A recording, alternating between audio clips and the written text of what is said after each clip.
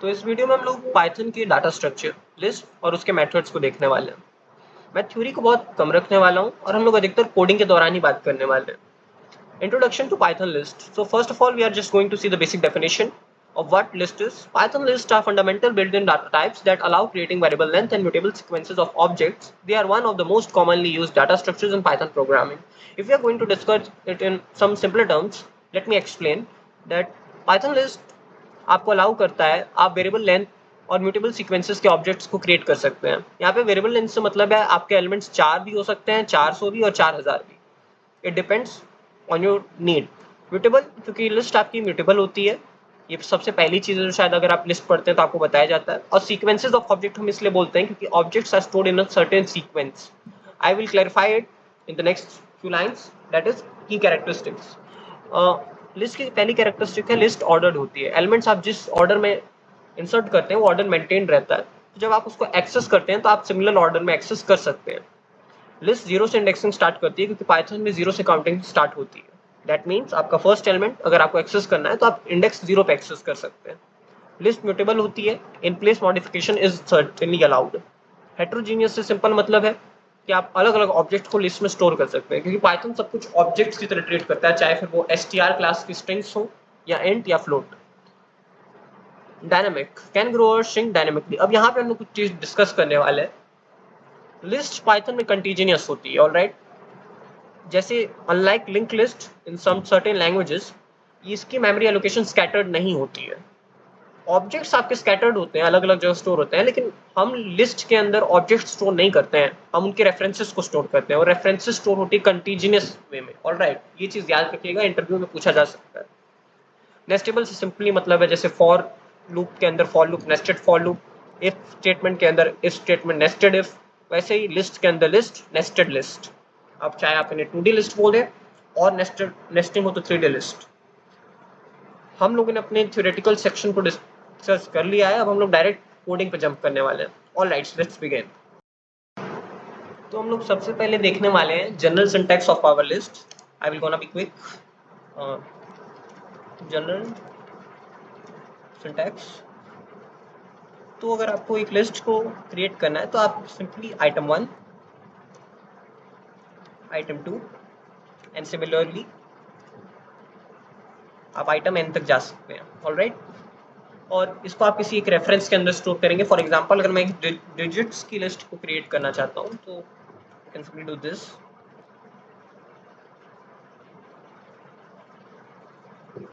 और अगर आपको सिमिलरली एक स्ट्रिंग की लिस्ट क्रिएट करनी है, फॉर एग्जांपल मैं यहाँ पे एक फ्रूट्स की लिस्ट को बनाने वाला हूँ,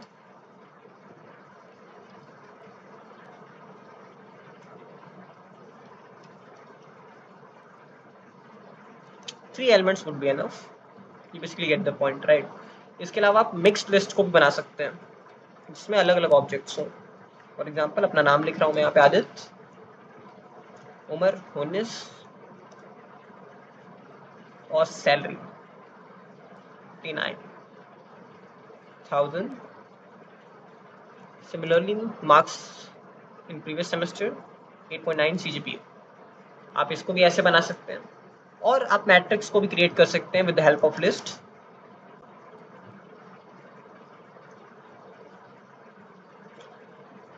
सिंटैक्स का ध्यान रखना है थोड़ा सा। हर एक सिंगल लिस्ट के बीच में, 1D डायमेंशन लिस्ट के बीच में एक कॉमा होना चाहिए। 7, 8, 9। अब मैं इस सबको सिंपली प्रिंट करने वाला हूँ। इस पोर्शन को आप लोग 2x स्पीड पे देख सकते हैं because it's pretty much simple. Fruits mixed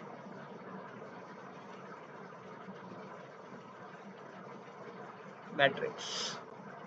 code को रन करेंगे, एक सिंपल प्रीव्यू मिल जाएगा कि लिस्ट आपकी एक्चुअली में कैसे दिखती है और कैसे काम करती है। ऑलराइट, अब आप जनरल सिंटैक्स लिस्ट को क्रिएट करने का समझ चुके हैं, तो हम लोग देखने वाले हैं कि लिस्ट को आप इस कंस्ट्रक्टर की मदद से कैसे बना सकते हैं, क्योंकि list is basically just a class in Python, right, and we are basically creating objects here and object references as digits, fruits and mixed matrix. Let's go. तो हम यहाँ पे लिस्ट कंस्ट्रक्टर का यूज करने वाले हैं। तो सबसे पहले अगर आप यहाँ पे मैं फिर से डिजिट्स को ही बनाने वाला हूँ, बट इस बार हम एक टपल की मदद से बनाने वाले हैं। तो मैंने बेसिक टपल पढ़ा रखा है already Python variables and data types में, उसको आप देख सकते हैं अगर आपको अभी भी नहीं आता है। और हम लोग एक सिंपल टपल पास करने वाले हैं 0 1 2 3 4 5 6 7 8 9। अब ये आपकी लिस्ट कंस्ट्रक्टर की मदद से हम इस टपल को कन्वर्ट कर देंगे लिस्ट में, and we will referencing is to the reference digits. अब अगर आप सिंपली हम लोग फिर से फ्रूट्स को ही क्रिएट करने वाले हैं, but this time I am going to use a set. तो अगर आपने सेट ऑलरेडी पढ़ रखा है तो आपको पता होगा कि इसमें डुप्लीकेट एलिमेंट्स नहीं हो सकते हैं। My bad, just let's keep it simple. Apple, banana, basically ये मेरी जुबान पे है और ये मैं जल्दी लिख सकता हूँ। One more this time, pineapple. ठीक है, आप ऐसे लिस्ट कंस्ट्रक्टर की मदद से सेट को भी लिस्ट में कन्वर्ट कर सकते हैं। Similarly you can do it for the strings as well. For example अगर एक सर्टेन फ्रूट का नाम लेना है, लिस्ट स्ट्रिंग पास कर सकते हैं एप्पल। ऑलराइट, अब अगर आपको एक एम्प्टी लिस्ट को क्रिएट करना है, एम्प्टी लिस्ट, तो सिंपली आप लिस्ट के कंस्ट्रक्टर में कुछ भी पास नहीं करेंगे। This will be also of the type list. मैंने टाइप फंक्शन ऑलरेडी समझा चुका। तो print type of empty list, देख सकते हैं क्लास की लिस्ट ही लिखी आ रही है। मैं इन सबको भी प्रिंट करवा सकता हूँ, नहीं तो आप लोग खुद से इस कोड को ट्राई आउट करके इन्हें प्रिंट करवा के एक बार चेक कर सकते हैं कि कैसे काम करते हैं। फॉर एग्जांपल मैं यहाँ पे सिर्फ आपको स्ट्रिंग वाले के लिए दिखाने वाला हूँ। Print fruit, right, let's see. आप देख सकते हैं इसका एक लिस्ट बन गया है जहाँ पे हर एक, क्योंकि आपकी स्ट्रिंग्स आइटरेबल होती है पाइथन, या iterating it and converting each letter into an specific list element. अब हम लोग अपने अगले टॉपिक पे बढ़ने वाले हैं। अब हम लोग डिस्कस करने जा रहे हैं लिस्ट कम्प्रीहेंशन। मैंने ऑलरेडी वो हर एक टॉपिक पढ़ा चुका हूँ जिसके आपको ज़रूरत पड़ने वाली है इस चीज़ के लिए। So let's start with the basic list we are going to create. हमारा रेफरेंस स्क्वायर्स, और जो हम लिस्ट बनाने वाले हैं हम एक्स लेने वाले हैं और इसको स्क्वायर अप करने वाले हैं। और इस एक्स की वैल्यू होगी for x in range, range function आप सबको अच्छे से मैंने समझाया हुआ है, 1 to 11। ऑलराइट, तो आखिरी एंड इंक्लूड नहीं होता है, यानी 1 से 10 तक हम लोग लेने वाले हैं। उसका एक स्क्वायर लिस्ट बनाने वाले हैं, जिसको अगर मैं प्रिंट करूंगा तो the outcome will be very obvious. Pretty much you guys have already predicted it. This is your outcome. Alright, हमें एक स्क्वायर लिस्ट मिल गई है 1 से 10 तक की। अब सिमिलरली आपको अगर एक इवन नंबर की लिस्ट चाहिए,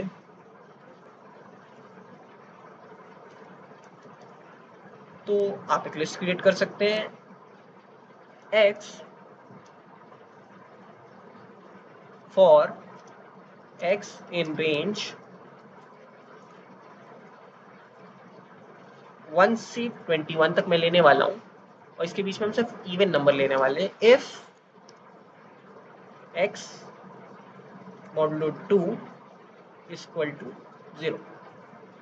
अब सिंपली आप इसको प्रिंट करने वाले हैं इवन नंबर्स, और देखते हैं हम लोग, तो देख सकते हैं खाली इवन नंबर आए हैं 2 4 6 8। तो अगर आप लिस्ट कम्प्रीहेंशन पर ध्यान से देखेंगे तो इसमें कुछ बहुत खास नहीं होता है। हम सिंपली अपनी कंडीशन रखते हैं, अपना ये एक्सप्रेशन, और एक फॉर लूप लिख देते हैं। अगर आप यहीं पे नेस्टेड फॉर लूप लिखना चाहें तो आप 2 फॉर लूप एक के बाद एक लिख सकते हैं। हम कई बार लिस्ट को फ्लैटन करने के लिए भी लिस्ट कम्प्रीहेंशन का यूज करते हैं। तो I hope so list comprehension के बेसिक्स आपको क्लियर हो गए हो। आप इस पर कई और एग्जांपल्स भी लगा सकते हैं, क्वेश्चंस लगा सकते हैं, ताकि आपकी अंडरस्टैंडिंग इस टॉपिक पे बढ़ सके। ऑलराइट, अब हम लोग अपने नेक्स्ट सेक्शन पे बढ़ने वाले हैं। अब यहाँ पे मैंने आपकी एक बेसिक लिस्ट क्रिएट की है जिसमें आप अलग अलग प्रोग्रामिंग लैंग्वेजेस को देख सकते हैं। अब हम इन सबको इंडिविजुअली थ्रू इंडेक्सिंग एक्सेस करने की कोशिश करने वाले हैं। अगर आप अपने फर्स्ट एलिमेंट को एक्सेस करने की कोशिश करते हैं तो उसके लिए आप इंडेक्स 0 को एक्सेस करेंगे, क्योंकि पाइथन में काउंटिंग 0 से स्टार्ट होती है and so does the indexing values. अगर आपको अपने सेकेंड वैल्यू को एक्सेस करना है तो आप इंडेक्स 1 पे एक्सेस करेंगे। सिमिलरली आपको जो भी वैल्यू एक्सेस करनी होती है आप उसकी अगर आपको n वैल्यू को एक्सेस करना है तो n-1 इंडेक्स पे आप उसको एक्सेस करते हैं।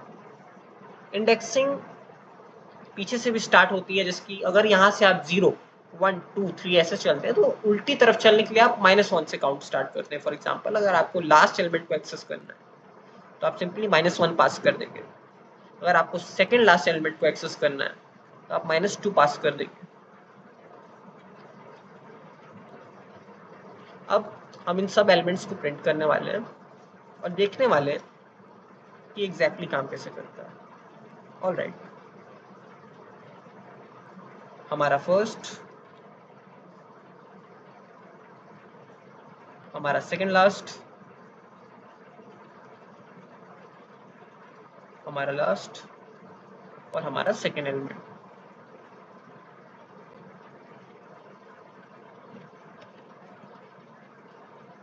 हम प्रिंट करवाएंगे और हम देख सकते हैं हम कितने आसानी से एक्सेस कर सकते हैं with the help of indexing. यहाँ पे रस्ट और गो आया है क्योंकि रस्ट आपका आखिरी था और गो आपका सेकेंड लास्ट था। इंडेक्सिंग आप लोगों को एकदम क्लियर हो गई होगी, एकदम हार्ड नहीं था, बहुत सिंपल कॉन्सेप्ट है। अब हम लोग एक और इम्पोर्टेंट टॉपिक को पढ़ने जा रहे हैं, बेसिकली स्लाइसिंग इन लिस्ट। मैंने यहाँ पे अपनी एक लिस्ट बनाई है रेफरेंसेस लेटर के नाम से, ये हमारी पूरी लिस्ट है। तो बेसिक स्लाइसिंग के लिए आप जो सिंटैक्स यूज करते हैं वो ये होता है, लिस्ट का नाम और उसके आगे आप ऐसे पास कर देते हैं। ये आपका पहला स्टार्ट होता है, दूसरा आपकी एंड वैल्यू होती है जहाँ पे आपको स्टॉप होना होता है और एंड इंक्लूड नहीं होता है।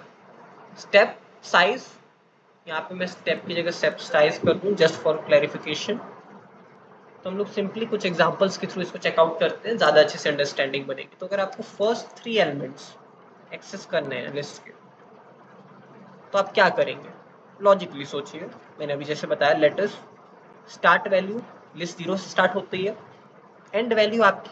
अगर आपको 3 एक्सेस करने हैं तो आपको यहाँ पे क्या पास करना पड़ेगा, इसका इंडेक्स 2 तक है तो आपको यहाँ 3 पास करना पड़ेगा क्योंकि आपकी एंड इंक्लूड नहीं होती है, यानी आपकी स्टॉप वैल्यू इंक्लूड नहीं होती है। स्टेप साइज आप पास नहीं करेंगे क्योंकि आपको सिंपली इसको एक्सेस करना है, राइट। मैं इंडेक्सिंग में समय लेने वाला हूँ, कई बच्चे बहुत ज़्यादा कंफ्यूज हो जाते हैं, मैं भी अपने फर्स्ट ईयर में बहुत कंफ्यूज हुआ था।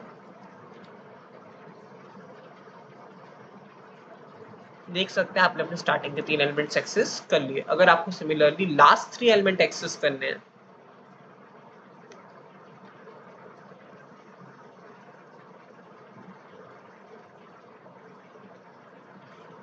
तो आप यहाँ पे क्या करेंगे, आप -3 से स्टार्ट करेंगे इंडेक्सिंग, यानी यहाँ से -1 -2 यानी यहाँ C से, और आप कहाँ तक जाने की कोशिश करेंगे, जहाँ तक ये जा सकता है।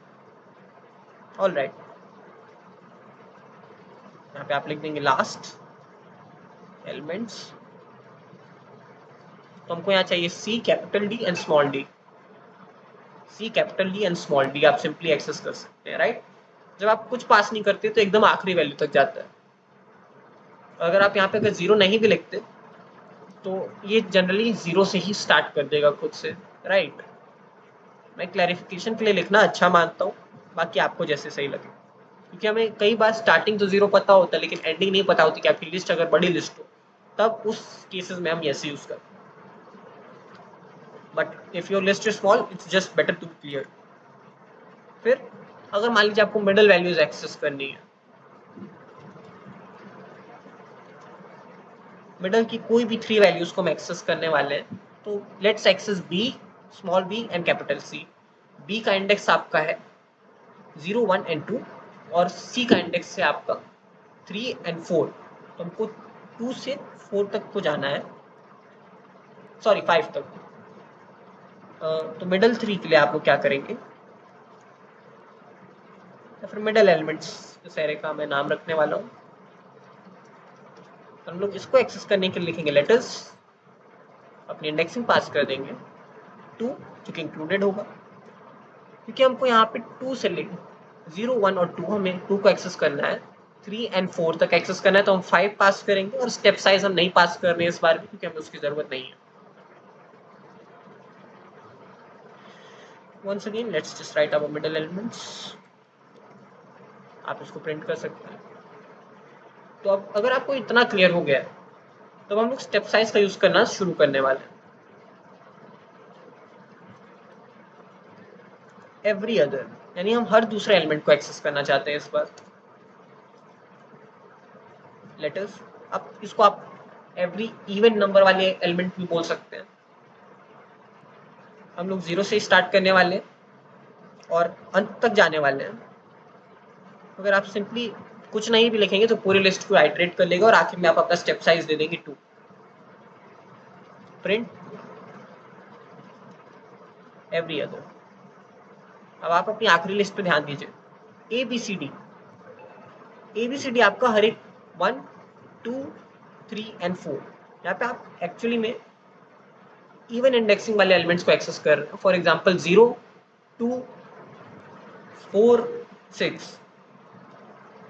अगर सिमिलरली आप चाहते हैं आप ऑड वाले एलिमेंट इंडेक्सिंग एलिमेंट्स को ऐड करें या odd elements in general access करें, तो ऑड एलिमेंट्स आपने किए। अब आप चाहते हैं आप इवन एलिमेंट्स को एक्सेस करें या ऑड इंडेक्स वाले एलिमेंट्स को एक्सेस करें, तो आप सिंपली आपकी काउंटिंग 1 से स्टार्ट कर देंगे। अब सब लेटर स्मॉल आएंगे ABCD। आई होप आप अंडरस्टैंड कर गए हो। अब अगर आप अपनी लिस्ट को रिवर्स करना चाहते हैं तो सिंपली जैसा कि यहाँ पे कई लोगों को होशियार बच्चों को अंदाजा लग गया होगा, -1 पास कर देंगे। आप उल्टी स्टेपिंग करें। आप अपनी लिस्ट को मैंने इसको प्रिंट नहीं करवाया, माय बैड।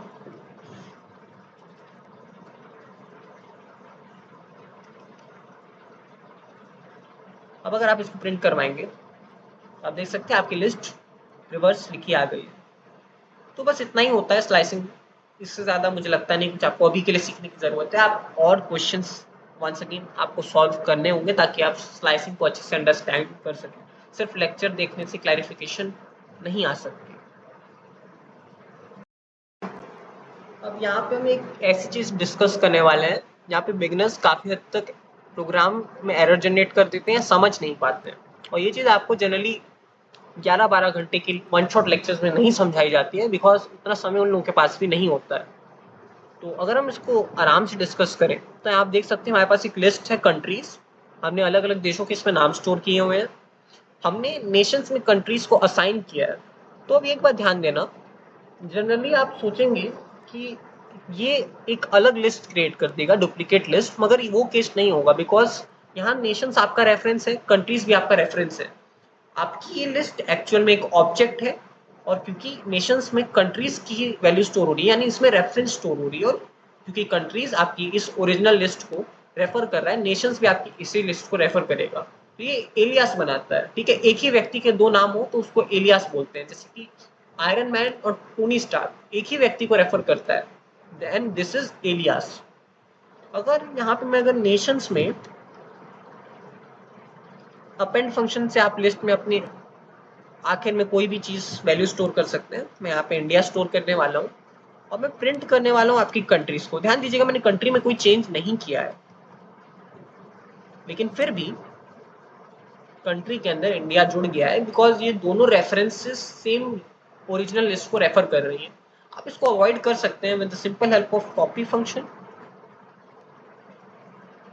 अब आपका इंडिया नहीं जुड़ रहा है क्योंकि अब एक नई लिस्ट कॉपी लिस्ट बना रहा है। अगर आपको कॉपी फंक्शन को यूज नहीं करना है तो आप सिंपली स्लाइसिंग के थ्रू भी इसको कर सकते हैं। Both will do the job just fine. I will recommend personally slice copy function because it's just make thing more clear, but अगर कोई एक्सपीरियंस प्रोग्रामर है तो वो इस चीज को भी समझ सकता है। There is no issue with it. मैं उम्मीद करता हूँ आप एलियास क्रिएट करके एरर जनरेट्स नहीं करें। अब यहाँ पे मैं एक और इंटरेस्टिंग कॉन्सेप्ट को एक्सप्लेन करने वाला हूँ जिसमें कई लोग इशू फेस करते हैं। ये मैंने आज पढ़ा है खुद, तो मैंने भी ये नई चीज़ सीखी है कि आप डीप कॉपी को इंपोर्ट करके डीप कॉपी का इस्तेमाल कब करना चाहिए। तो देख सकते हैं यहाँ पे मैंने जस्ट कॉपी फंक्शन को यूज़ किया नॉर्मल। तो इसमें दिक्कत ये है कि आउटर लिस्ट को तो कॉपी कर देगा। फॉर एग्जाम्पल आपको लग रहा होगा कि it works, it's just creating another copy, but that's not the case, क्योंकि इनर लिस्ट के लिए डिफरेंसेस अभी भी रेफरेंसेस हैं सेम, ये कॉपी नहीं है। फॉर एग्जाम्पल अगर आप यहाँ पे मैं डीप कॉपी को कर रहा हूँ, लेकिन अगर मैं यहाँ पे नेस्टेड में अपडेट करता हूँ 0 0 और मान लीजिए मैं यहाँ पे 1 की पोजीशन पे 10 स्टोर करता हूँ, तो अब डीप कॉपी के अंदर भी 10 आ जाएगा। इसका रीजन सिंपल है कि आप आउटर लिस्ट को भले ही एक कॉपी बना रहे हैं, लेकिन इनर लिस्ट के लिए अभी भी ये जस्ट रेफरेंसेस है, राइट, कॉपी क्रिएट नहीं हो रही है। तो in that case what you guys can do is use deep copy bye importing it. मैं यहाँ पे यूज करने वाला हूँ डीप कॉपी फंक्शन को, माय बैड। अब अगर आप इसको यूज करते हैं तो आप देख सकते हैं अब आपकी डीप कॉपी बन गई है, यानी आपकी इंटरनल लिस्ट भी कॉपी क्रिएट हो रही है, they are not just references any.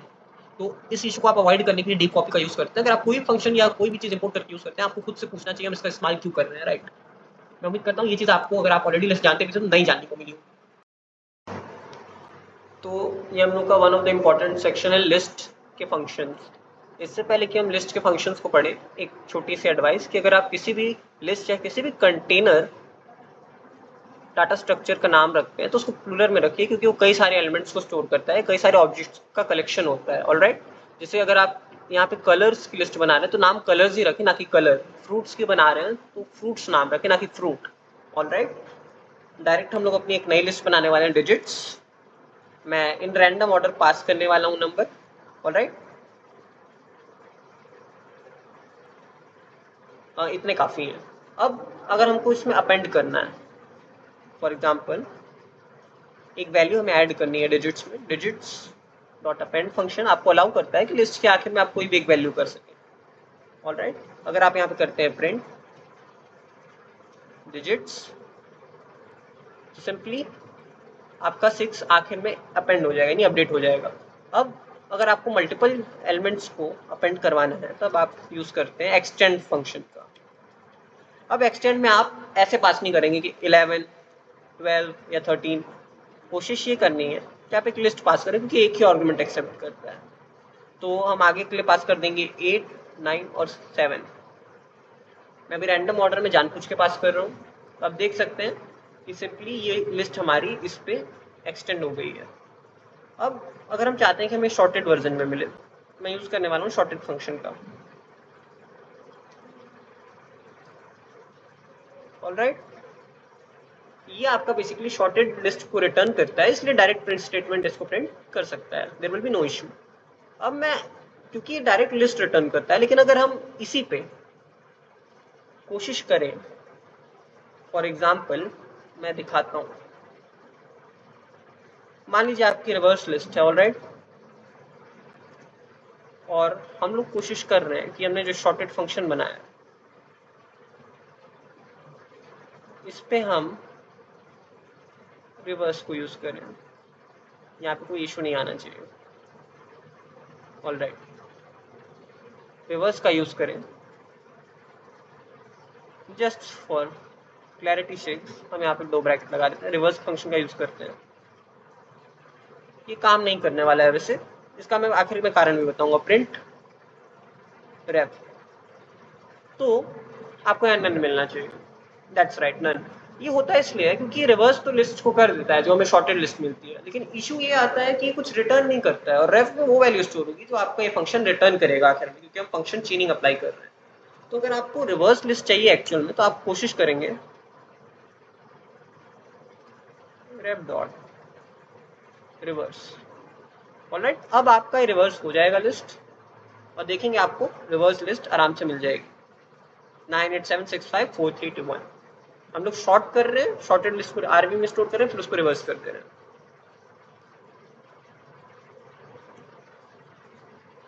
अब ये फंक्शंस हमने बेसिक फंक्शन देख लिए हैं, तो अब हम कुछ और फंक्शंस को देखने वाले हैं। तो अगर हमको कुछ डिस्कस करना है तो ये करना है कि लिस्ट के कई सारे फंक्शन है, मैं सबको एक्सप्लेन नहीं करने वाला। फॉर एग्जांपल मैं एक और फंक्शन यही बता दे रहा हूँ बस, डिजिट्स डॉट इंसर्ट। तो इसमें आप बेसिकली इंडेक्स पास करते हैं जिसमें आपको वैल्यू को अपनी स्टोर करना है, और 5। मैं चाहता हूँ कि इंडेक्स 0 पे 5 वैल्यू स्टोर हो जाए, और लिस्ट क्योंकि डुप्लीकेट एलिमेंट्स अलाउ करती है तो 0 पे 5 आ जाएगा, ऑलराइट। इंसर्ट होगा, 2 की जगह पे नहीं आएगा, 2 के ठीक पहले आ जाएगा, 2 आगे बढ़ जाएगा। तो अगर हम लोग देखें, मैं इस सबको एक पल के लिए हटा रहा हूँ, और हमारी सिंपल यही लिस्ट है, लेट्स प्रिंट आवर डिजिट्स।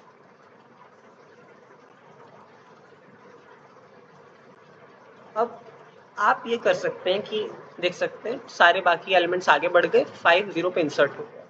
तो आप ये कर सकते हैं कि आप एआई से या गूगल पे जाके और भी लिस्ट के फंक्शंस देख सकते हैं, उनके यूज सिनेरियोज और कौन से फंक्शन को कब कहाँ यूज करना है। फॉर एग्जांपल आप इंसर्ट का यूज तब करते हैं, इंसर्ट का, अपेंड का, एक्सटेंड का, सबका लिस्ट को अपडेट करने के लिए यूज होता है। लेकिन इंसर्ट जब आपको लिस्ट के कहीं बीच में बिना एक वैल्यू को हटाए दूसरी वैल्यू को रखना हो, इंसर्ट करना हो, अपेंड जब आपको लिस्ट के आखिर में सिंपली एक वैल्यू अपडेट करनी हो, और एक्सटेंड जब आपको मल्टीपल वैल्यूज को अपडेट करना हो। फंक्शंस कैसे यूज करने, कहाँ यूज करने, ये भी आप देख सकते हैं। अब हम लोग देखने जा रहे हैं कि हम लिस्ट पे काम कैसे करते हैं। तो बेसिकली आपकी एक लिस्ट है और हम इसको देखने वाले कि आइटरेट कैसे कर सकते हैं। For I in range length of my list, ये बहुत ही पुराना तरीका है जिसको मैं बिल्कुल भी रिकमेंड नहीं करता हूँ। हालांकि इसमें कोई इशू नहीं है, बस ये पाइथॉनिक भी नहीं लगता है मुझे। तो आप सिंपली माई लिस्ट का यूज करके इंडेक्सिंग के थ्रू एक्सेस कर सकते हैं। और अगर आप चाहते हैं लिस्ट की तरह प्रिंट तो प्रिंट फंक्शन में आप एंड पैरामीटर में सिंपली एक ब्लैंक स्पेस पास कर सकते हैं। देख सकते हैं आपकी लिस्ट प्रिंट हो गई है। अब कहने का मतलब कि हम अगर लिस्ट को आइटरेट कर रहे हैं तो ज़्यादा एफिशिएंट वे ये होगा, for item in my list print item. जिन लोगों को मैंने फॉलो पढ़ाई हुई ऑलरेडी, एक लेक्चर फॉलो पे डिटेल है जस्ट इस लेक्चर के पहले, वो देख सकते हो।